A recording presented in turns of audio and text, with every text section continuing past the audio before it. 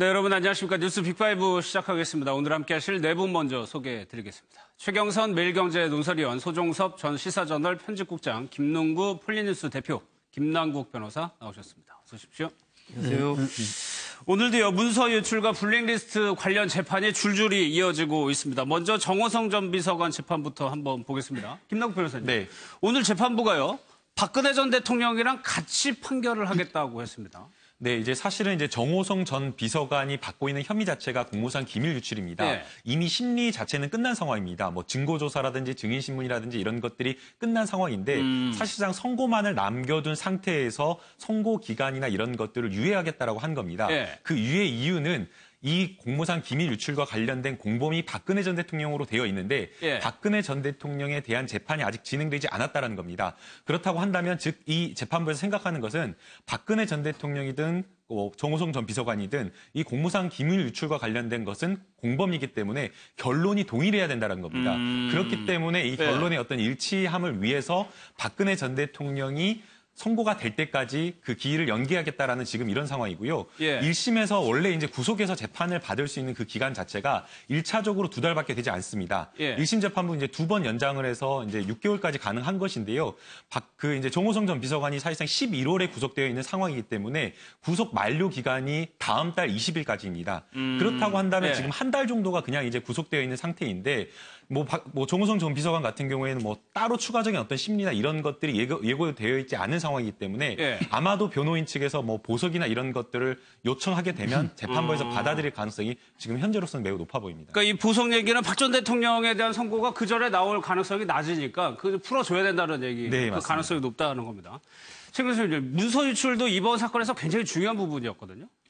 지금 이제 그 문서 유출 같은 경우에는 사실 정호성 비서관이 앞서의 정언에서 몇 번 밝힌 게 있습니다. 그러니까 끈끈이 이 서류를 최순실 씨한테 가서 보여주라 이렇게 지시는 하지 않았지만 포괄적으로 박근혜 전 대통령이 지시를 했다 이런 정언을 했기 때문에 지금 김남국 변호사 말씀처럼 이것이 이제 같이 박근혜 전 대통령 선고하고 연관이 돼 있단 말이죠. 정호성 비서관만 해가지고 이제 그 선고를 할 수 없는 그런 상황이니까 미뤄서 같이 하는데 저는 이제 지금도 보니까 오늘도 4개 재판부에서 같이 동시에 이 사건을 진행을 하더라고요. 그러니까 블랙리스트 사건이 있고 뇌물죄 사건이 있고 문서 유출 사건이 있고 해가지고 무려 4가지가 됐던데 이렇게 막 긴박하게 진행은 되고 있습니다만은 지금 이제 한쪽에서는 대통령 선거 과정이 진행이 되다 보니까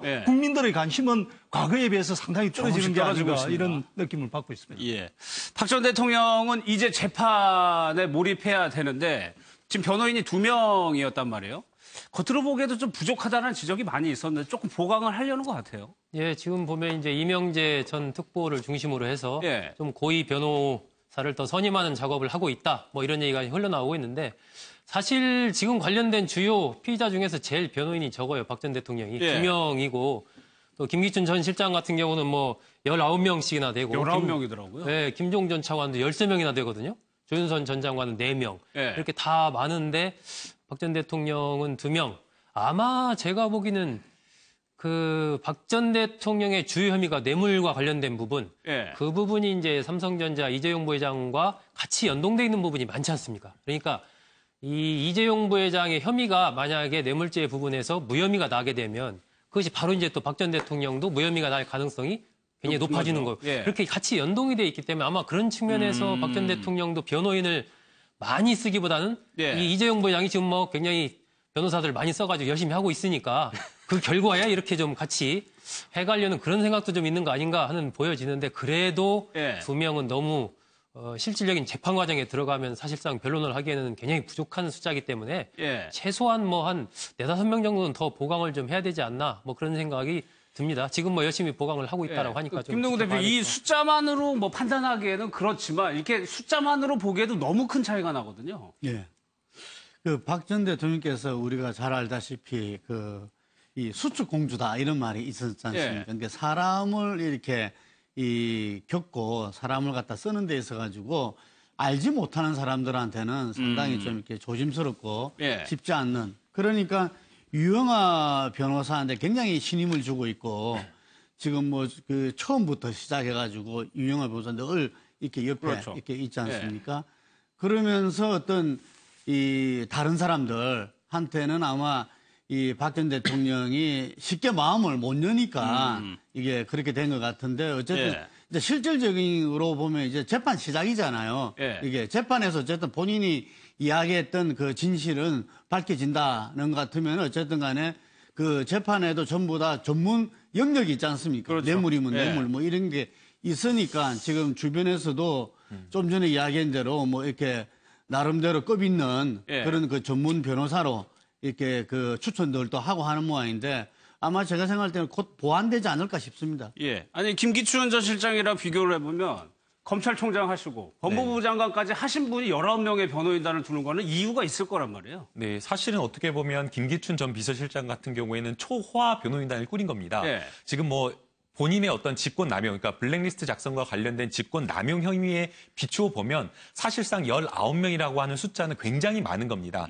아마도 이제 저 어떤 그 변호인단에 이름을 올린 그 모든 사람들이 실제 변호에 참여할 것으로는 생각이 되지는 않고요. 아마도 실제 일하는 사람들은 한 6명에서 7명 정도 핵심적으로 일을 할 것으로 보이고 나머지는 어떤 변호사의 어떤 위용이라든가 이 무게감, 이 변호인단이 가지고 있는 그 무게감을 재판부에 전달하기 위해서 아마 이름을 올렸던 것으로 보입니다. 그런데 이제 뭐 박근혜 전 대통령과 비교를 해보면 너무나 지금 적은 숫자라고 생각할 수가 있는데요. 박근혜 전 대통령 같은 경우에는 이미 지금 영장 실질심사에서 제출된 어떤 증거 기록의 양이 거의 한 12만 쪽에 달한다고 이야기를 하고 있습니다. 또 실제 재판에 들어가게 되면 이미 지금 출석한 증인들 뭐 증인 신문을 해야 되겠지만 대략적으로 이야기를 해봐도 뭐 한 80명에서 100여 명 이상은 될 것으로 생각이 되기 때문에 실제 변호인 한 명이 부담할 어떤 업무량이나 이런 것들이 도저히 감당하기가 어려운 수준입니다.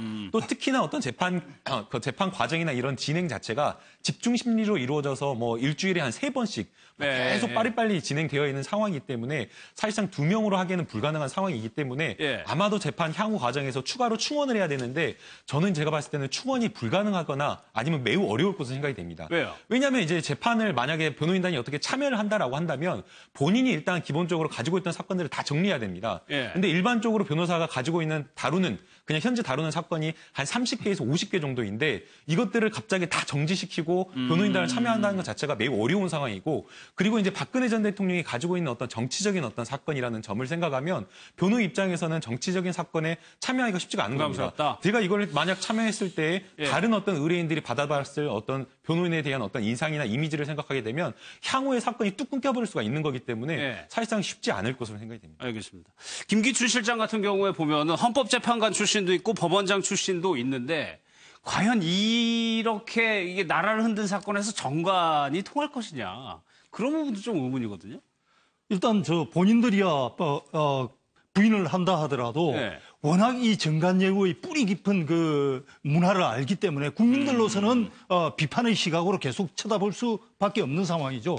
김기춘 전 실장만 하더라도 정말 검찰총장도 지내고 법조계에서는 요직과 요직을 다 거쳐서 인맥을 쌓은 분 아니겠습니까? 그러다 보니까 19명이라고 했을 때 저 19명의 변호인들이 정말 어지간한 부장 판사급 아니면 부장 검사급을 지낸 분들은 한 건 수임할 때 몇억 원씩 수임료를 받는다고 그러는데 저분들이 아마 수임료 안 받고 참여한 분들도 많을 거라고 저는 추정을 해볼 수 있는데 그렇게 앞뒤로 연결된 인맥들이 과연 현직 그러면은 검사나 판사나한테 영향을 안 줄 것인가?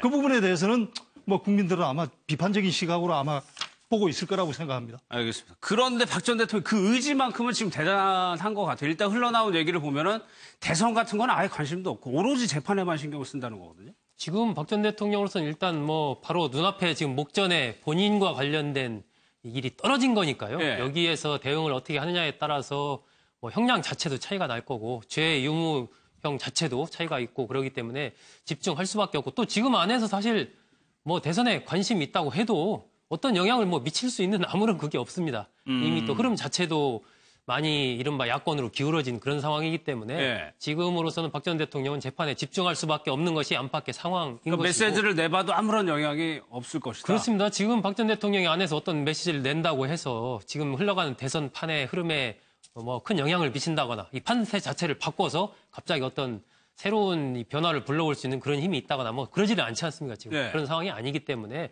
오히려 더 마이너스가 될 수도 있는 그런 상황이기 때문에 거기에 대해서는 박 전 대통령도 별 관심을 본인이 두고 싶어도 둘 수가 없는 사실은 그런 상황이고 이제 닥친 재판에 어떻게 잘 임하느냐 네. 그리고 저는 그 이재용 부회장의 재판이 어떻게 될 것이냐 여기에는 네. 상당히 좀 관심을 가질 것 같아요. 그러니까 정치 일반이 아니고 다른 사건, 자기하고 같이 이제 물려있는 사건에는 관심이 있을 것이다.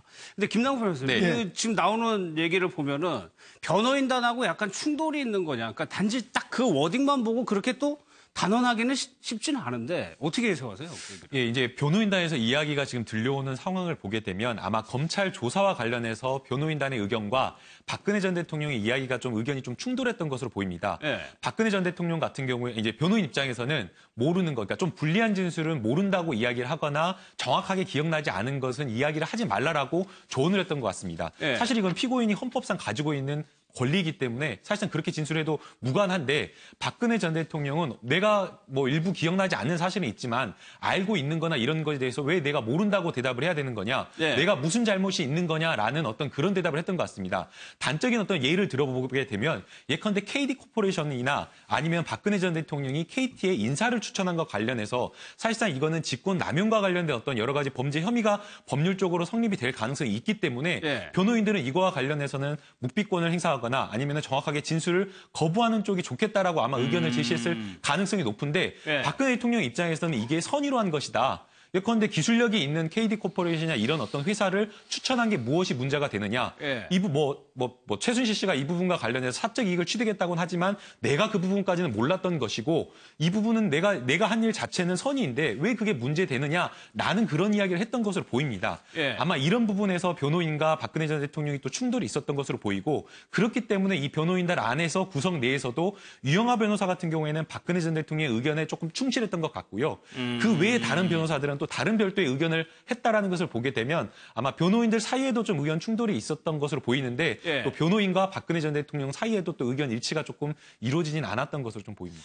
그러니까 이게 어떤 사안을 두고 이렇게 얘기가 주고받았는지 알면은 추정하기가 편할 텐데 모르고 이것만 보면은 일단은 박 전 대통령 자기가 그냥 한 대로 얘기를 하겠다는 취지 아닌가요? 국가 지도자를 지낸 사람으로서는 원칙적으로 보면 네. 바람직한 행동이죠. 일반 시민들이야 뭐 그 유구 분리를 따져가면서 이렇게 말하는 게 조금 더 유리할까, 조금 불리할까를 따지겠지만 네. 국가 지도자를 지낸 사람으로서는 자기가 평소 때 생각했던 대로 꿋꿋하게 말하는 게 맞죠. 원칙적으로는 그게 맞는데 이제 앞뒤 그동안의 그 과정이라든지 이런 것들을 본다면은 박근혜 전 대통령 같은 경우에는 자기만의 생각이 워낙 강하기 때문에 네. 일반 상식하고는 좀 많이 괴리됐다고 느낄 때가 많습니다. 그래서 사실은 우리가 이제 그 특검이라든지 헌법재판소 탄핵 과정에서도 굉장히 박근혜 전 대통령이 담화에서 밝힌 것하고는 다르게 실제적으로는 굉장히 비협조적이다. 이런 생각을 많이 했거든요. 네. 검찰 수사에 대해서도 비협조적이었지 않습니까? 그런데 지금 나오는 걸 보면은 변호인들의 조언에 대해서도 비협조적이다. 이것은 그러니까 놓고 봤을 때 박근혜 전 대통령의 스타일 아닌가. 자기만의 생각이 굉장히 강하고 그래서 네. 어떤 누구의 조언에 대해서 아니면 누가 뭐 어떤 조사를 한다고 그랬을 때 네. 정말 협조가 잘 안 되는 그런 일련의 그 과정을 다 보여주는 거 아닌가 이렇게 생각합니다. 알겠습니다.